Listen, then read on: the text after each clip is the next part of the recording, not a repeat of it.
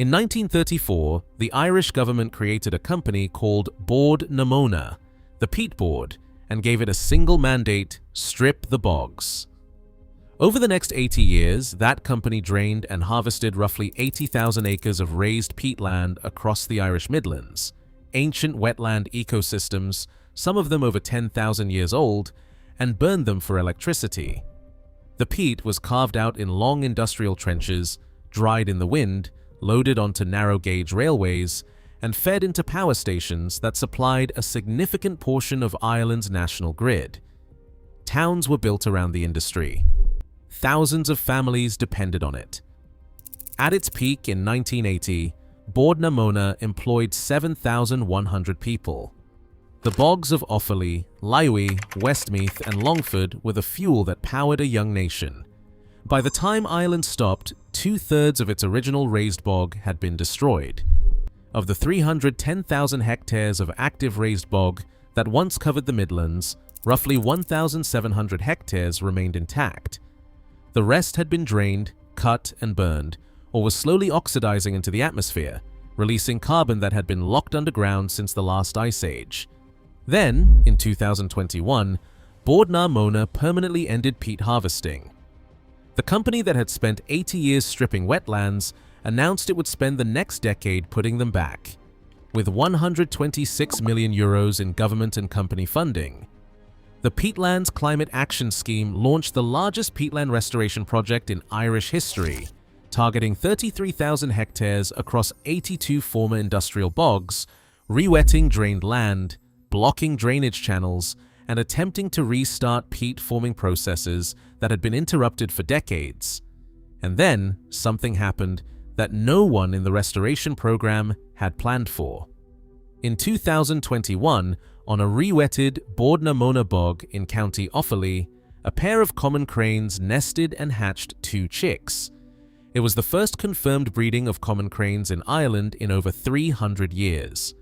The species had gone extinct on the island sometime between 1600 and 1700, hunted for food, drained out of its habitat, erased from every wetland in the country. The Gaelic word for crane, cor, survived in hundreds of Irish place names. The Curragh of Kildare means crane meadow. But for 3 centuries, those names described a bird that no living Irish person had ever seen nesting on Irish soil. The cranes came back on their own. Nobody released them, nobody reintroduced them. They flew west from Britain, found a rewetted bog that looked like habitat, and started breeding. They voted with their wings. This is the full story, from the industrial extraction that stripped Ireland's ancient wetlands for fuel, to the economic and political crisis that forced a state-owned company to reverse course, to what the monitoring data and the crane sightings are now revealing about what happens when you give a destroyed ecosystem back its water and step away. Most videos about peatland restoration show you a before and after photo and call it progress.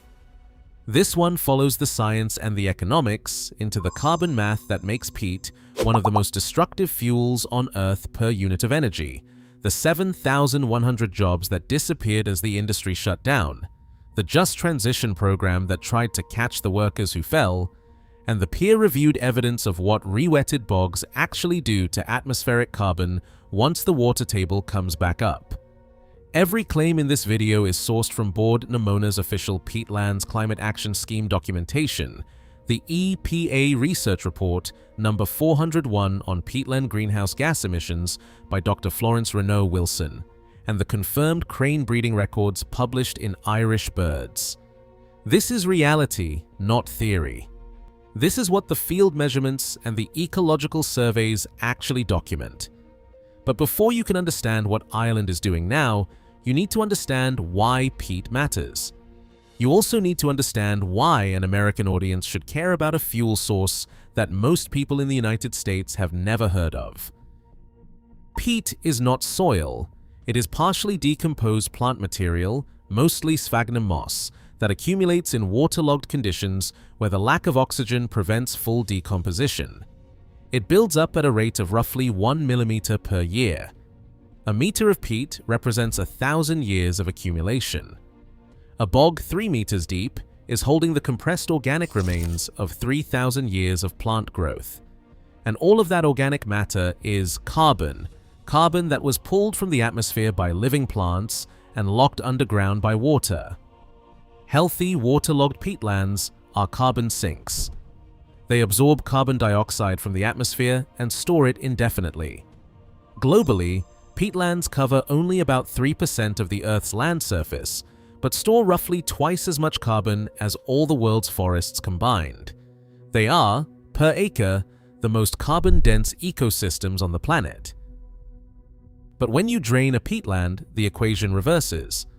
The water table drops, oxygen reaches the peat, microbial decomposition begins. The carbon that took millennia to store starts oxidizing into the atmosphere as carbon dioxide.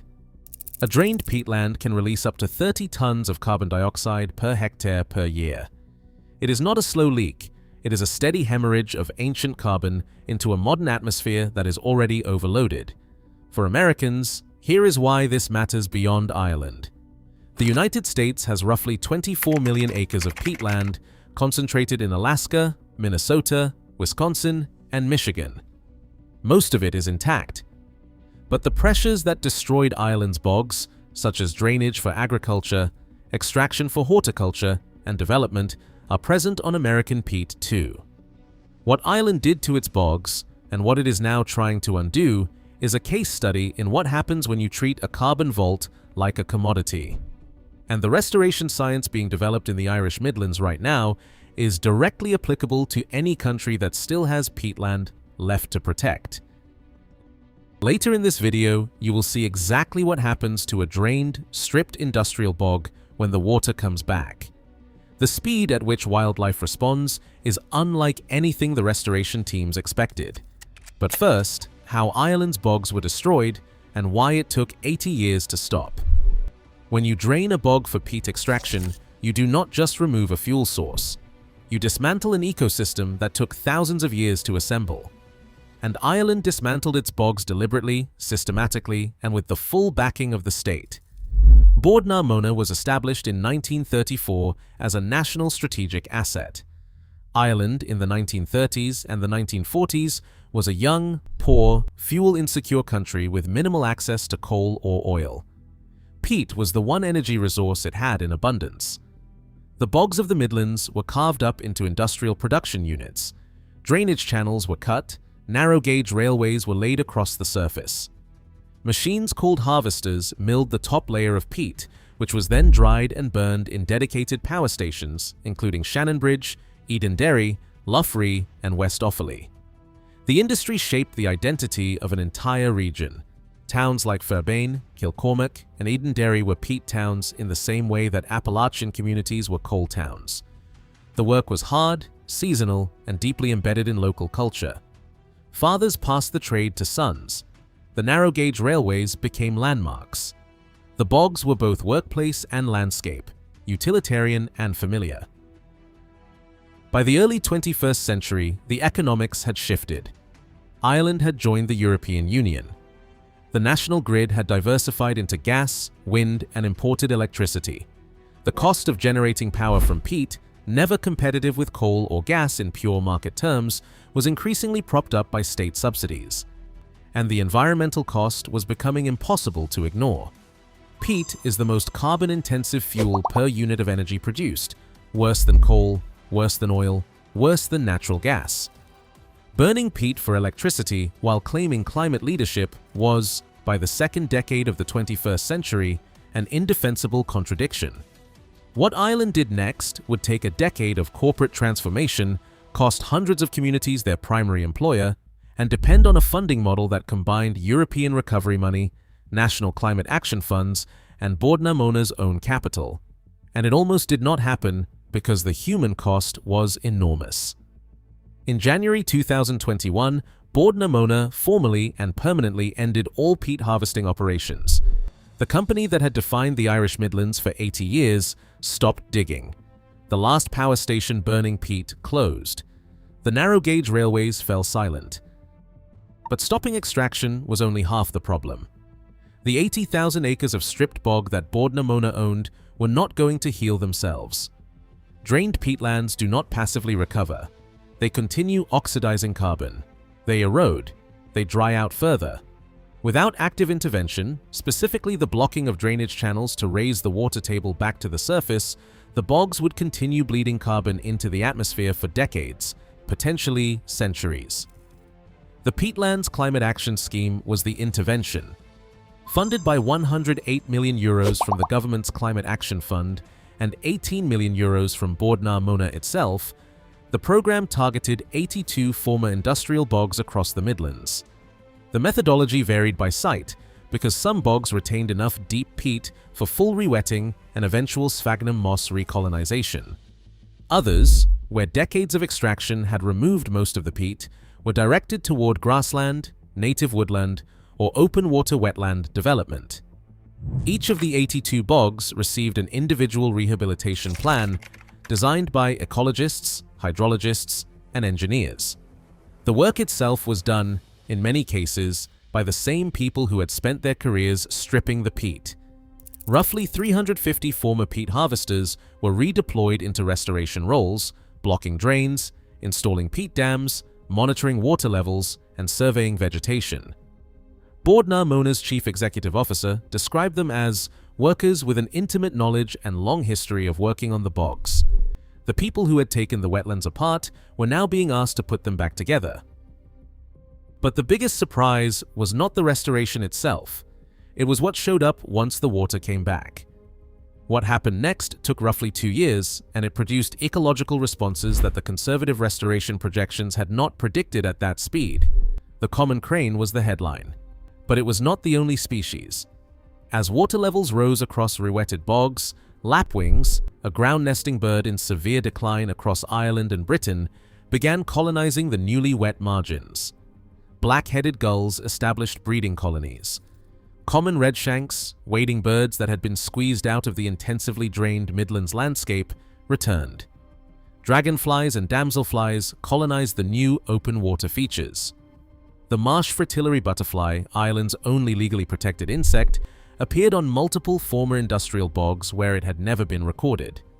Sphagnum moss, the fundamental building block of living peatland, began reappearing on sites that had been rewetted just a few years earlier, and the cranes kept coming back. After the first confirmed breeding in 2021, cranes nested again in 2022 and 2023. A chick successfully fledged in 2023. It was the first to leave Irish shores in over 3 centuries. Móna's lead ecologist, Mark McCorry, reported sightings suggesting more than one pair may now be present on the rewetted peatlands. The species, which went extinct in Ireland before the Enlightenment, was recolonizing habitat that had been an industrial extraction site less than a decade earlier. And that is where the story gets truly interesting. Because the biodiversity response is only half of what the monitoring program is measuring. The other half is carbon, and the numbers have implications that extend far beyond Ireland. The first surprise was atmospheric. Drained peatlands are carbon sources. They release CO2 continuously. Rewetted peatlands, if managed correctly, can transition from source to sink, first reducing emissions as the water table rises, then eventually returning to net carbon sequestration as sphagnum moss recolonizes and peat formation resumes. The PCAS program estimates that its rewetting work will deliver a net reduction of 3.2 million tons of CO2 equivalent by 2050, while protecting 100 million tons of carbon already stored in the bogs beneath. For a country the size of Ireland, those numbers are nationally significant.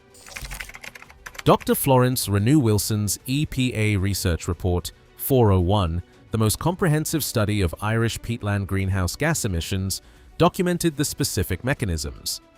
Drained peat releases carbon primarily through aerobic decomposition. Oxygen reaches organic material that was preserved under anaerobic, waterlogged conditions for millennia. Rewetting reverses the process by restoring anoxic conditions, dramatically slowing decomposition. The transition is not instantaneous. A rewetted bog may take years or decades to become a net carbon sink again, but the emission reductions begin almost immediately once the water table rises. And that was only the carbon story. What the restoration revealed about the economics was something else entirely. The second surprise was financial. Móna's transition from peat extraction to climate solutions has not just survived, it has thrived. The company's most recent financial results showed the highest operating profit in its history. Revenue streams now include wind energy, solar development, recycling, waste management, eco-energy parks, biodiversity net gain credits, and restoration services for third-party peatlands. The former peat company is now valued at approximately 1.25 billion euros, a transformation from a loss-making fossil fuel extractor to a profitable climate solutions company within less than a decade. For Americans watching the coal transition in Appalachia and the Midwest, where communities built around extraction are struggling with the same questions of identity, employment, and economic reinvention, the Móna model offers something rare, a case study where the transition has actually worked at corporate scale. The third surprise was cultural. The crane's return touched something deep in the Irish national imagination. The common crane, cor, is woven through Irish mythology. It appears in the tales of Fionn mac Cumhail. It was associated with druids. It features in the Book of Kells. It was kept as a pet in medieval Ireland. Records suggest it was the third most popular companion animal of the period. The Curragh of Kildare, one of the most famous stretches of land in the country, carries the crane's name. For 300 years, those cultural references described a bird that existed only in stories and place names. Now it nests on a bog in Offaly that was being stripped for fuel less than 10 years ago. Birdwatch Ireland spokeswoman Una Duggan described what was happening in a single sentence. She said, "If we re-wet bogs, the conditions are right, and the birds are voting with their wings." 80,000 acres, 80 years of extraction. A company that stripped ancient wetlands for fuel and then turned around and started putting them back. 350 former peat harvesters who went from taking bogs apart to putting them back together. 100 million tons of carbon secured in the ground. And a bird that went extinct on the island before America declared independence, now nesting on a rewetted industrial bog in the middle of the Irish Midlands because someone blocked a drainage ditch and let the water rise. But Ireland is not the only place where a reversed landscape is producing results that scientists did not predict. In our next video, we go to the Canadian Rockies, where in 2017, 16 plains bison were released into a valley in Banff National Park that had not seen them in over 100 years. Within months, they were doing something with their hooves and wallows that park ecologists had never documented at that scale, reshaping grasslands, creating wetland depressions, and triggering a cascade of biodiversity that the reintroduction plan had not anticipated.